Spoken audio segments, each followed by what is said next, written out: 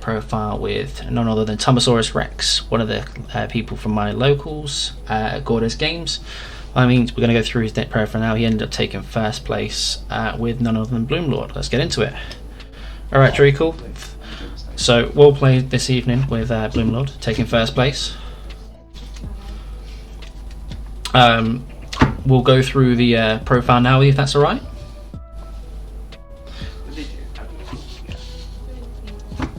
I believe I was muted there. So, Tom, well done tonight. First place. Bloomlord. So, if you've got the time, you want to go through your deck first and obviously some of your choices? No, I'm off now. Cool, sounds good. Good profile. Moving on swiftly. It's alright, this was a great take. I was talking to myself there for a second and I muted myself, so I'm not going to leave that in. I was going to say, I thought, oh, you muted yourself. Are you talking? Are you doing an intro? Like, what's going on? I did before, but then I spoke to myself for a bit. But yeah, carry on. Crack on with your life. Freaking blame. So, going on to Bloomlord then, so you've got to start with the staple. So you need the 4 Argamon. It's just that extra 1 memory is so good. And with a deck that can do so much for such little memory, every single memory in my opinion counts. So I love it. I think my final leg is the Gummy. It's it's not the best, but it does come up, and especially in this deck, you do need draw power. So I guess if you can pin your opponent and maximize that draw power, you end up with more resources, more stuff to hit. So I like the Gummymon. I think it is the final piece. I don't know if there's anything else that I'd go for. Tamer wise, I run 3 Tamers. I've always been quite Tamer strong with the way I play green. And I believe 3 is good because for me, perfect setup is a full stack with Argatamon at the top end. I want a Mimi down and a Mem boost, which is, and then all you do is you pop your Mem boost and you've literally got just so much you can do within 1 turn. It's another reason I'm running 4 copies of Mem Boost. I think Mem Boost is just so good. You get to search, you get to regain memory. It's a nice medium 3. So, and I tend to find if I have a Mem Boost and a Mimi in my opening hand, my preferred way around it.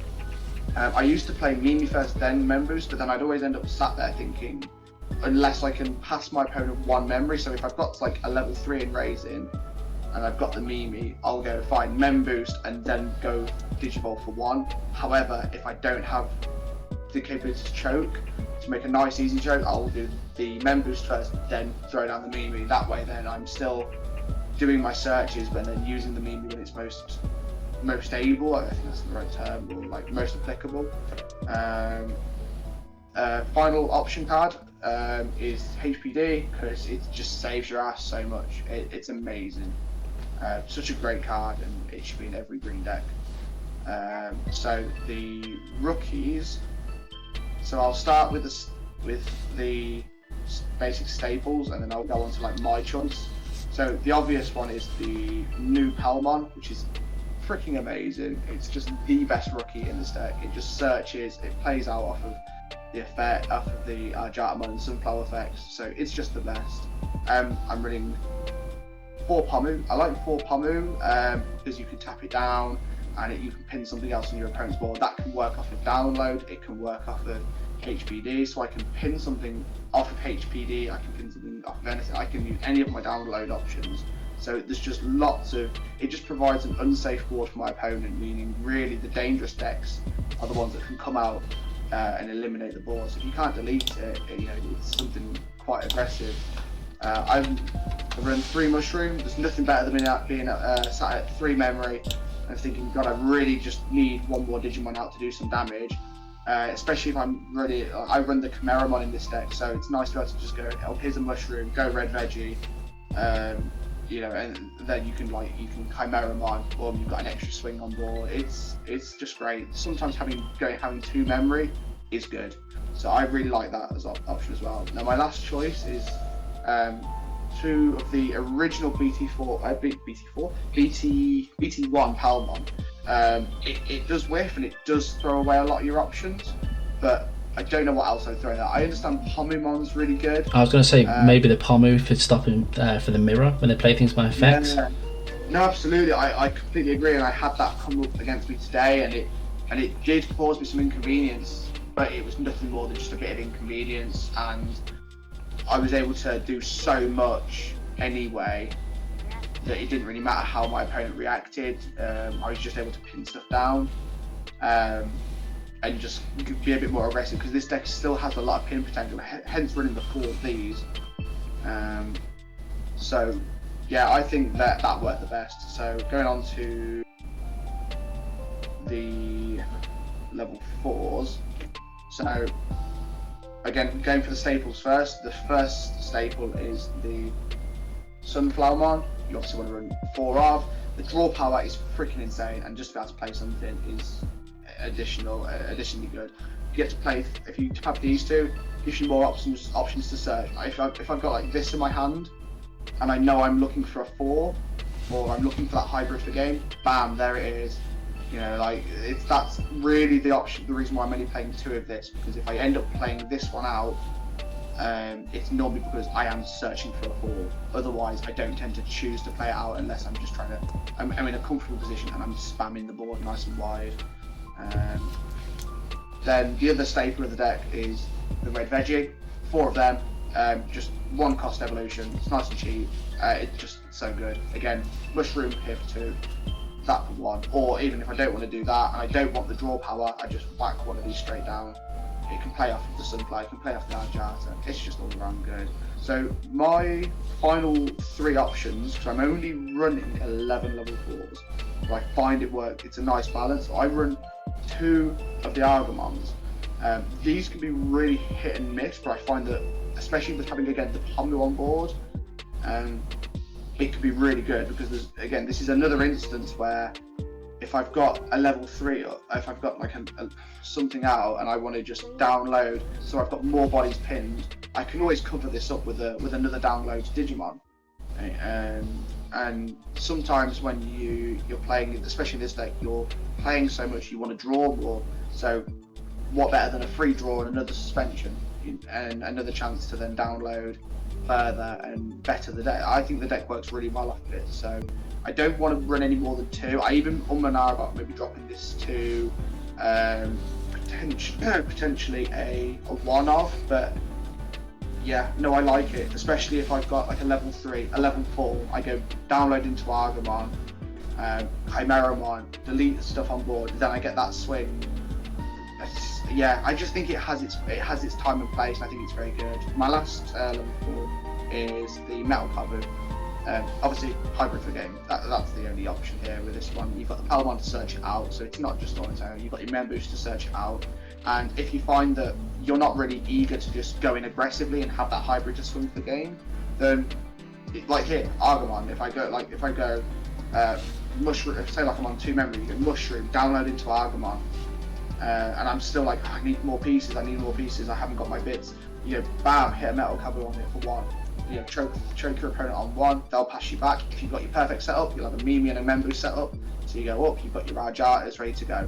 So yeah, I like the flexibility of Metal. Maybe I'll try 2 Metal Kabus and 1 Argo, but I think I gave that a go and it still wasn't my favourite. So going on to 5s. 4 Arjata. I ran 3 originally, but yeah, I've been converted like Cursed in the server. Cursed has completely changed my mind, and I agree with him completely.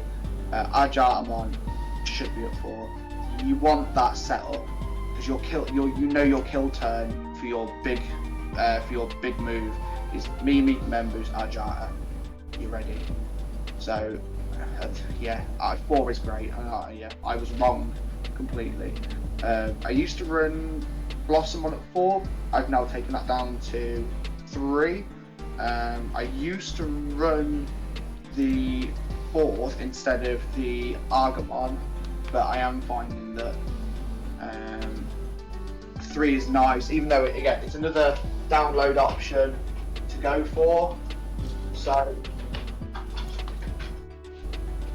yeah, it's another vegetation, it's another download option. to hit. It's another free evolution. It's another draw. So you're cycling, you're suspending, you're cycling. So for that reason, I then run the one of Argamon, because there's nothing better than swinging with a Bloom Lord, and then you get to play out any of those suspended already. So it then adds to an extra check for Bloom Lord, or it adds to another part of your turn. So then, yeah, a free search off of a swing is great. My other two options, I run one Cherry. If anything, like today, the Cherry's been really good and it actually came up. But a lot of the time I find that it just gets deleted, unfortunately. And I know it can divert. The only thing I would really swap it for would be this Argamon. Maybe I would run two Cherries, but this Argamon is so good. I would struggle to get rid of it, just because of its playability. And my final level 5 is Chimeramon, because it's literally another hybrid for game. It's another rookie deleter, so if you've got memory blockers out, bam, you hit that Chimeramon, off it goes, goodbye. You know, then you can start hitting other things. It's just another board clear up, and I think it is really good. I mean, Chimeramon is another one that you could test out at 2, but I just think I've tried it at 2 and it just was too oftenly seen. And then you reduce your board size. It's not always perfect. It's good. It is good, but it doesn't belong more than one. So I'm running 4 Bloom, because the Bloom Lord is so aggressive and you do want to see it. You'll get to search off of this Palmon. You've got all this draw power. Yeah, the Bloom Lord is fantastic, and there's nothing better than if you go really stupidly wide. Like if you get 2 members in a Mimi, you go super wide. You go down to like 0 memory. You go Bloom Lord on top of Arjara. You tap because you then tap something, gain a memory, and then you go, oh great, now 5 things. Bam! You've gained 6 memory back, so you're now on 2, which is perfect for hybrid for game. You know, there's so much to it. Or there's just a lot of ways you can go. I dabbled with the Nidhogg and I found it was good, but it was just, you have to have that deep stack, so it wasn't always viable. So I am running 3 of the Hydras. Hydra is super good, and if you can get 2 Hydras out, especially with HPD, or if you can leave something active. So a lot of the time I was making an error where I would use Pomu so early because I'd be so excited, just overdoing everything, when really what I should do is go leave Pomu active, get everything else suspended, leave them with an active thing on board, whack a Hydra down, tap Pomu, which then taps their thing. Then all of a sudden, with all my spam, I just go, cool, I've spent 5, this is now cost me 2 or cost me 1, and then I could then have another like Blossomon, an Argamon, an Arjamon. So bam, hit another Hydra. You double Hydra them. It came up in Grandis today where I hit double Hydra. Didn't have that big of a board. I think I had 4 things on board, including the 2 Hydras. But then Grandis swung and it was like lose 6 memory. So yeah, 3 Hydra has been fantastic. I wouldn't go any more. My last bit, which I found, I've had a lot of diverse comments on, but I actually stand by it. Just one Chaosmon. Especially Black War Greymon as one example, and it's not always perfect and it's very situational, but I find with Bloom Lord will finally get out, but then you don't really have that eligibility to have a Pomu to pin that Black War, or you don't always have the Pomu out so that you can pin it, or Black War Grey has got the big buffs, so he is too big and you can't take him down. So I just think Chaosmon is just another nice way of tidying up your opponent's board, leaving them with no options. If they've got nothing in raising, you can pass them really all the memory you want, because there's not an awful lot they can do. I just think it's just a nice feel for the end of the game. And my input there is leave your comments down below what your thoughts are. But realistically, I will tell you now from our matches, the only time you use that card is the game you lost. Very true. That's very true. But it did clear off a Black War Grey that, to be honest, was going to finish me off anyway if I didn't deal with it. And it was at an instance where, the Bloom Lord couldn't have killed it, so the Chaos came in and did that job. And if you didn't have those pieces to sprout a second one, You know, it could have definitely made you panic or made you use resources. And if in the end you weren't able to respond as quickly and as well as you did because you had all those resources, that's it. And all it takes is that lack of resources in one game. And that is just it. Any tweaks you consider for the deck besides taking Chaos Man out? Maybe Argamon to a second cherry, but at the minute I'm super happy with this. I've tested Somali Sandy, the one cost option. I just found I was able to pin so much of my own stuff anyway, and with Pomumon being applicable and Hydramon being applicable, I don't really need to pin anything. So Somali Sandy hasn't come up for me personally. I get why it would, but it hasn't. I tried.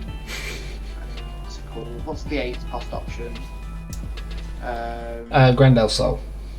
Yeah, I tried Grandel Soul. That's nice as a one-off. However, if you smack down a Grandel Soul, it's crap against Black War. And luckily enough, I've got a really good testing partner that I test with very often, who uses Black War religiously. So for me, because a lot of my testing is probably more against that matchup, the Chaos Mon is more my preference.